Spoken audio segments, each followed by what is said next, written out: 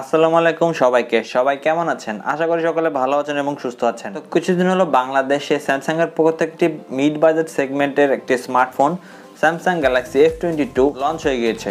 So আজকে আমরা এই ভিডিওতে স্যামসাং গ্যালাক্সি F22 বাংলাদেশে কেমন দামে এসেছে, সেই দামে এই ফোনটি নেওয়া উচিত হবে কিনা এবং আসলে F22 কি অফার করছে আমাদেরকে সেই সম্পর্কে আপনাদের সকল ধারণা ক্লিয়ার করে দেব।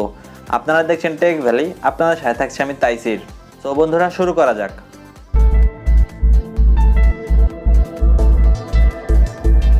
ভিডিওটি শুরু করার আগে আপনারা যদি আমাদের চ্যানেলে নতুন হয়ে থাকেন তবে এখনই সাবস্ক্রাইব করে নিন এবং পাশে থাকা বেল আইকনটি বাজিয়ে অল করে দিন। এতে করে আমাদের চ্যানেলের সকল নোটিফিকেশন আপনাদের মোবাইলে পৌঁছে যাবে। ভিডিও শুরুতে প্রাইসিংটা ক্লিয়ার করে নিই। স্যামসাং গ্যালাক্সি F22 একটি মাত্র ভেরিয়েন্টটি লঞ্চ হয়েছে 6GB RAM 128GB ROM এর। এটি ইনিশিয়ালি লঞ্চ হচ্ছে 19,500 টাকায়, বাট আপনারা অনলাইনে যদি স্যামসাং এর অনলাইন স্টোর থেকে কিনেন অথবা পিকআপো থেকে কিনেন তাহলে এটা 1000 টাকা ছাড়ে পাবেন 18,500 টাকায়। বক্স কন্টেন্ট, বক্সটি খুলে আপনারা প্রথমে পেয়ে যাবেন ডিভাইসটি, সাথে থাকছে ডকুমেন্টেশন, ওয়ারেন্টি কার্ড, একটি টাইপ সি ডাটা কেবল, একটি 15 ওয়াটের চার্জিং ব্রিক, সিম ইলেক্ট্রোড পিন। বক্সে কোনো ব্যাক কেস থাকছে না, এই জায়গায় আমি কিছুটা ডিসঅ্যাপয়েন্টেড। ডিজাইন এবং বিল কোয়ালিটি, ফোনটি 203 গ্রাম ওজনের 9.4 মিলিমিটারের মতো থিকনেস, তো ভালোই মোটা এবং ভারী বলা যায়। পুরোপুরি প্লাস্টিক বিল্ডের ফোন। ফ্রন্টে কর্নিং গ্লাস 5 এর প্রোটেকশন থাকছে, একটা ফ্রন্টে ইউ শেপ নচ থাকছে, বাদ বাকি চিন বেজেল ঠিকঠাকই আছে। এয়ারে কিছু স্ট্রেট লাইনের ডিজাইনের মতো আসছে, ম্যাট ফিনিশের মতো মনে হবে। সো গ্লোসি না অ্যাকচুয়ালি, যদিও প্লাস্টিকের। সো ফিঙ্গারপ্রিন্ট ম্যাগনেট না বা স্মাজেস পড়বে না খুব সহজে হাতের। দুটি কালারে বাংলাদেশে লঞ্চ হয়েছে, ব্ল্যাক এবং ব্লু কালার। সো ডিসেন্ট আছে। ডিজাইনের কথা বলে রেয়ারে এক পাশে 4টা ক্যামেরা স্কোয়ার হাউজিং এর ভিতরে, শুধুমাত্র ডিজাইনের ভিতরে একটু মোটা এবং ভারী বটে, বাট এটার পজিটিভ হচ্ছে ব্যাটারি সাইডটা। বাট ফ্রন্টে ইউ শেপ নষ্ট না থাকলে একদম পারফেক্ট ডিজাইন বলা যায় তো এই স্মার্টফোনটিকে। পোর্টস এবং বাটন, ডান দিকে থাকছে ভলিউম রকার এবং তার ঠিক নিচেই থাকছে পাওয়ার অন বাটন, সাথে একসাথে ডাবল আপ করছে সাইড মাউন্টেড ফিঙ্গারপ্রিন্ট সেন্সর হিসেবে। উপরের দিকে থাকে শুধুমাত্র সেকেন্ডারি ডেস্কটপ মাইক্রোফোন। বাম পাশে থাকছে সিম ট্রে, যেখানে ট্রিপল স্লট থাকছে, অর্থাৎ দুটি সিম একটি মেমরি কার্ড একসাথে ব্যবহার করতে পারবেন। নিচের দিকে থাকছে type C port, primary microphone, speaker grille, 3.5 millimetre headphone jack port.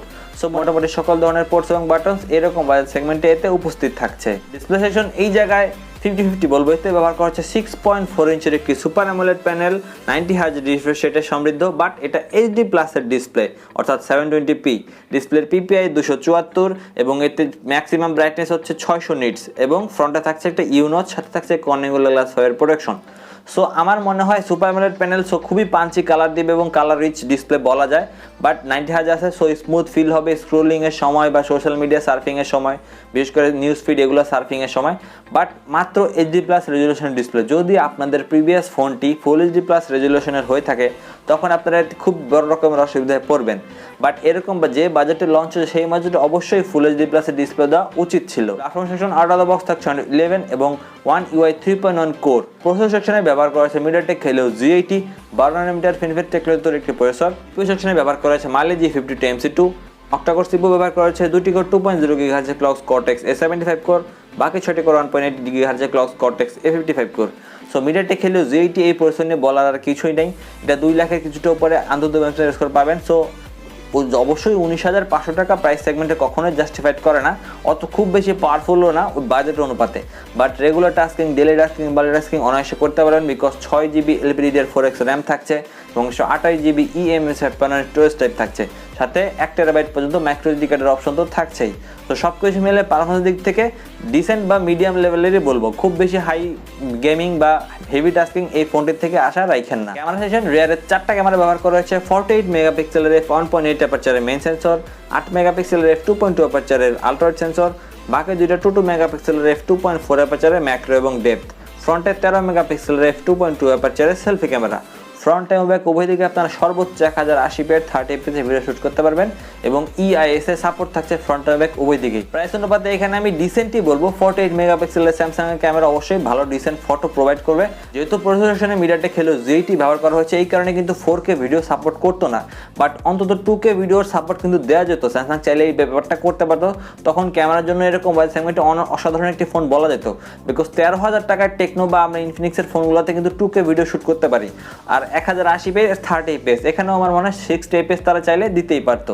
System single speaker থাকছে এবং 3.5 mm হেডফোন জ্যাক পোর্ট থাকছে, সো ডিসেন্ট আছে বলবো। কানেক্টিভিটি ডুয়েল ভোল্টেজ 4G থাকছে, ওয়াইফাই 802.11 থাকছে, ব্লুটুথ 5.0 থাকছে, টাইপ সি পোর্ট থাকছে, সো মোটামুটি সকল ধরনের কানেক্টিভিটি এরকম বাজেট সেগমেন্টে ব্যবহার করা হয়েছে। সেন্সর মধ্যে এক্সেলেরোমিটার, জাইরো, প্রক্সি সকল রকমের গেমিং সেন্সর অবশ্যই ব্যবহার করা হয়েছে, বাট 19,500 টাকা অনুপাতে কিন্তু সেই রকমের গেমিং আপনারা এই ফোনটি থেকে করতে পারবেন না। সেগমেন্ট এই জায়গায় ব্যবহার করেছে 6000 mAh হিউজ ব্যাটারি, বক্সে থাকছে 15 ওয়াটের চার্জার, বাট ফোনটি কিন্তু সাপোর্ট করে 25 ওয়াটের ফাস্ট চার্জিং সুবিধা।